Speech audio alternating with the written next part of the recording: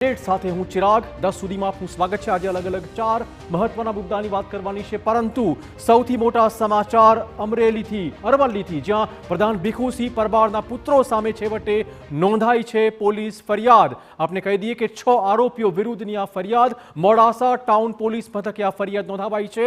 રણજીતસિંહ પરમાર, કિરણસિંહ પરમાર, જિલ્લા યુવા મોરચાના પ્રમુખ એવા અમીશ પટેલ સામે પણ પોલીસે હવે ફરિયાદ નોંધી લીધી છે। ભોગ બનનાર એવા જયમીન ત્રિવેદીએ આ પોલીસ ફરિયાદ કરી હતી। ભીખુસિંહ પરમારના પુત્રો સામે થઈ છે માર મારવાની ફરિયાદો।